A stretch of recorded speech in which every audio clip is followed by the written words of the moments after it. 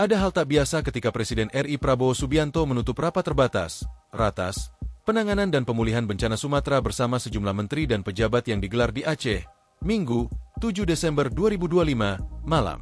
Dalam kesempatan tersebut, Prabowo menerima laporan mengenai kondisi wilayah yang terdampak banjir tanah longsor di Sumatera yang terjadi sejak November 2025 lalu. Ada 3 provinsi di Pulau Sumatera yang terdampak banjir, yakni Provinsi Sumatera Barat, Sumbar, Sumatera Utara, Sumut, dan Aceh. Akibat banjir dan tanah longsor, lebih dari 900 jiwa meninggal dunia, infrastruktur bangunan rumah hingga rumah sakit rusak, serta akses komunikasi terputus di sejumlah wilayah.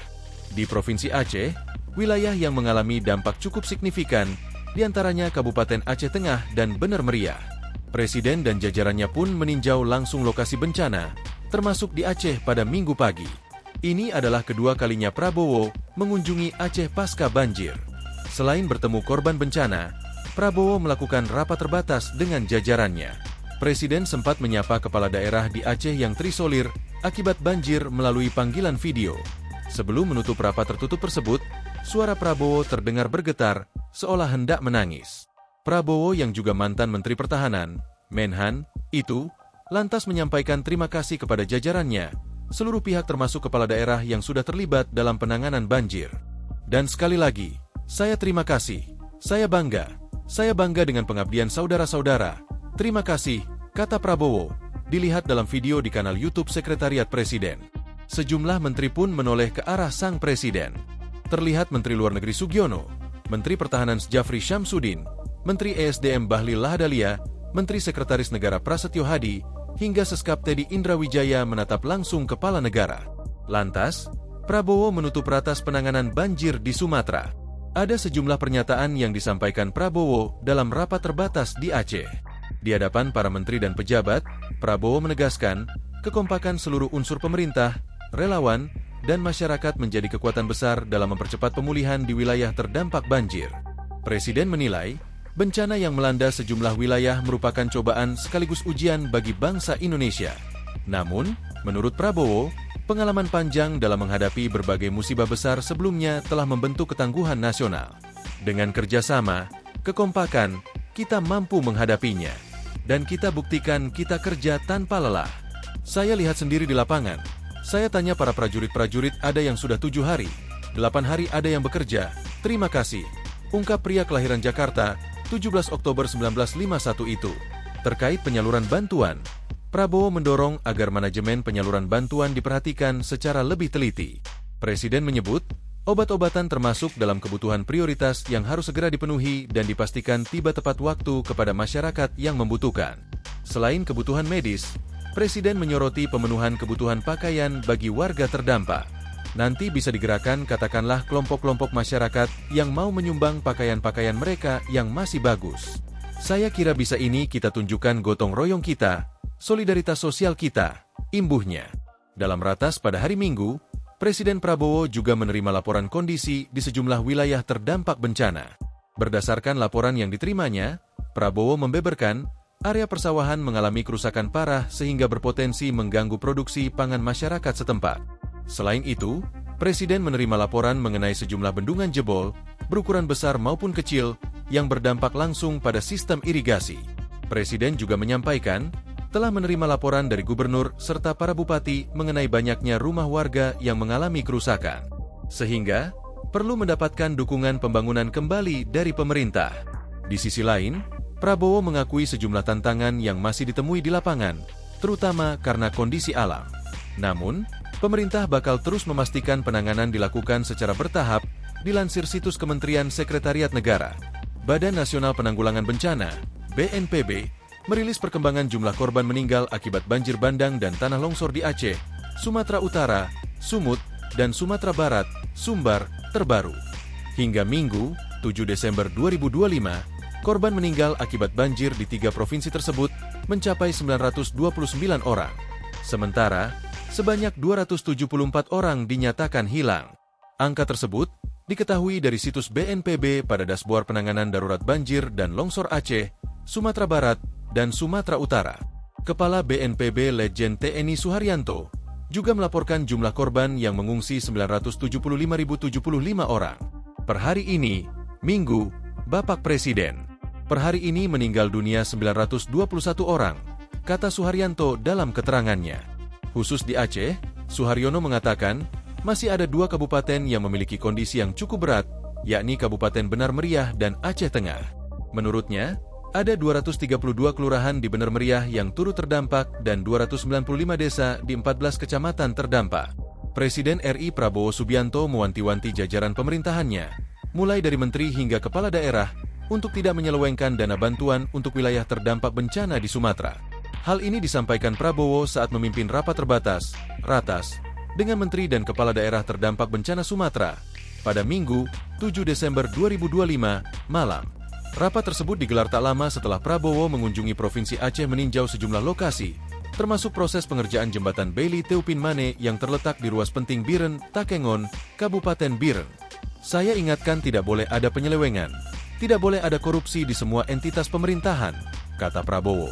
Karena ini buktinya kita butuh setiap kemampuan kita butuh setiap uang kita untuk menghadapi dan mengatasi kesulitan rakyat.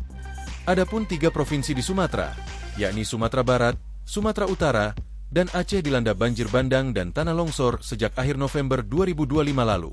Bencana ekologis ini telah menyebabkan ratusan orang meninggal dunia maupun hilang, ratusan ribu warga terpaksa mengungsi, serta menimbulkan kerugian material. Prabowo tegas menyentil agar tidak ada korupsi alias pejabat yang memanfaatkan bencana untuk memperkaya diri. Mantan Menteri Pertahanan RI tersebut mengingatkan agar para pejabat mengawasi jajaran dan proyek yang menjadi tanggungan mereka agar tidak ada penyelewengan dana. Ia juga mengaku akan menindak keras jika terjadi korupsi di tengah bencana. Jadi, ini salah satu. Saya ingatkan kembali semua menteri, semua pejabat, semua pimpinan waspada. Periksa jajaranmu, periksa proyek-proyek yang kalian bertanggung jawab. Saya tidak mau ada pihak-pihak yang menggunakan bencana ini untuk memperkaya diri. Saya akan tindak sangat keras. Jangan ada mencari keuntungan di tengah penderitaan rakyat. Jadi kepolisian, semua pihak, periksa Pemda akan catat kalau ada yang nakal-nakal melipat gandakan harga dan sebagainya, tegas Prabowo. Sebagai informasi, rapat terbatas ini digelar di Pos Pendamping Nasional Penanganan Bencana Alam Aceh yang berlokasi di Pangkalan TNI AU Sultan Iskandar Muda, Aceh Besar, Minggu, 7 Desember 2025, malam. Ratas tersebut dilakukan bersama sejumlah Menteri Kabinet Merah Putih, seperti Menteri Koordinator Bidang Pembangunan Manusia dan Kebudayaan, PMK, Pratikno, Menteri Sekretaris Negara RI, Mensesnek, Prasetyo Hadi, Menteri Luar Negeri RI, Menlu, Sugiono, Menteri Pertahanan RI, Menhan, Jafri Syamsuddin, Menteri Sosial RI, Mensos, Saifullah Yusuf, Gus Ipul, Menteri Perumahan dan Kawasan Permukiman RI, PKP, Marwarar Sirait, Menteri Energi dan Sumber Daya Alam, ESDM, Bahlil Lahadalia, Menteri Pekerjaan Umum RI, PU, Dodi Hanggodo, Menteri Dalam Negeri RI, Mendagri, Tito Karnavian, Menteri Kesehatan RI, Menkes, Budi Gunadi Sadikin, dan Sekretaris Kabinet, Seskap, Letkol TNI Teddy Indra Wijaya. Lalu, ada Gubernur Aceh Muzakir Manaf dan Wakil Gubernur Aceh Fadlullah, beserta Sekretariat Daerah, Sekda, Aceh. Kemudian, ada Panglima TNI Jenderal TNI Agus Subianto, Kapolri Jenderal Listio Sigit Prabowo, KSAL TNI Laksamana Muhammad Ali, KSAU TNI Marskal Tony Harjono, dan KSAD TNI Maruli Simanjuntak. Lalu, terlihat pula Kepala BNPB Letjen TNI Suharyanto, Kepala Badan Komunikasi Pemerintah, BKP, Anggaraka Prabowo, dan Direktur Utama PLN Darmawan Prasojo.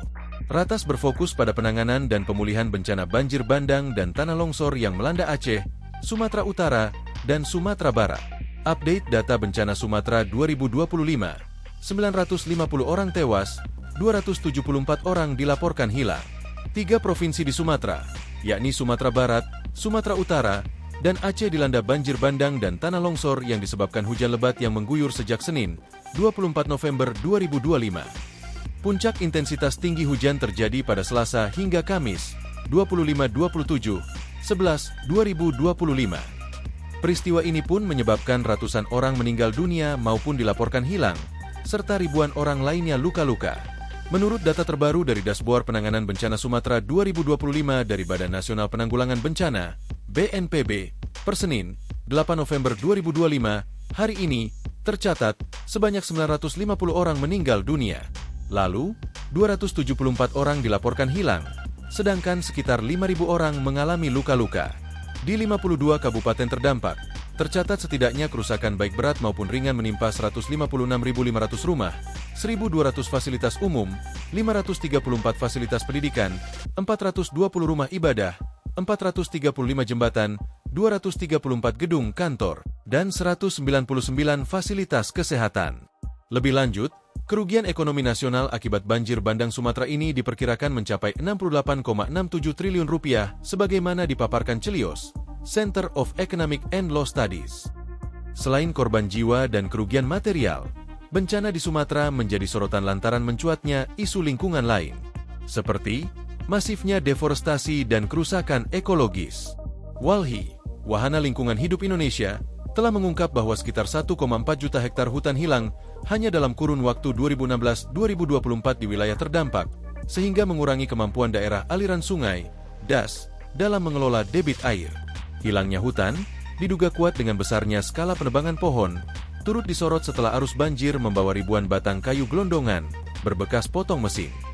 Sementara itu, penanganan banjir bandang dinilai lambat oleh masyarakat. Apalagi dengan adanya desakan penetapan status bencana nasional yang tak kunjung dicanangkan oleh pemerintah yang mengklaim sudah respon cepat dan bisa menangani sendiri, karena belum perlu bantuan asing.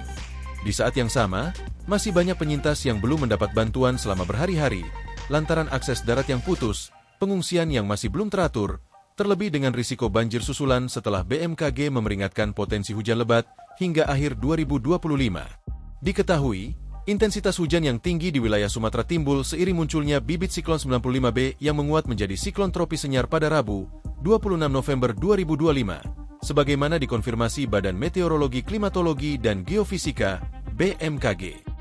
Siklon tropis Senyar ini pun menjadi sebuah fenomena alam yang terbilang langka. Sebab, siklon tropis pada dasarnya sangat jarang terbentuk di wilayah Khatulistiwa, karena adanya gaya Coriolis, gaya yang memberi rotasi pada sistem tekanan rendah, sangat lemah di garis ekuator sehingga sulit membentuk pusaran badai. Siklon tropis Senyar pun kini mematahkan anggapan bahwa Indonesia adalah negara Khatulistiwa yang aman dari terjangan jenis badai berkekuatan besar, dengan radius rata-rata mencapai 150 hingga 200 km (km) itu. Munculnya siklon tropis di area Khatulistiwa juga diduga kuat dipicu oleh pemanasan global dan krisis iklim yang mana disebabkan oleh aktivitas manusia, seperti pembakaran bahan bakar fosil sehingga suhu global bumi naik.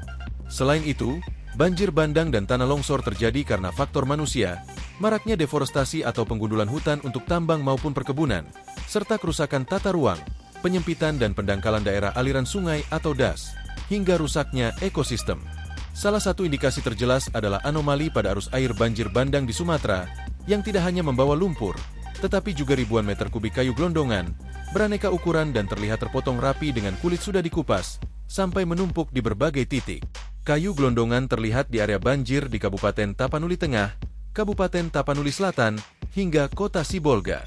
Gelondongan kayu teronggok di rumah-rumah warga maupun bangunan. Sebuah video viral di media sosial menunjukkan, gelondongan kayu juga terbawa arus banjir di Jembatan Aek Garoga, Kecamatan Batang Toru, Tapanuli Selatan.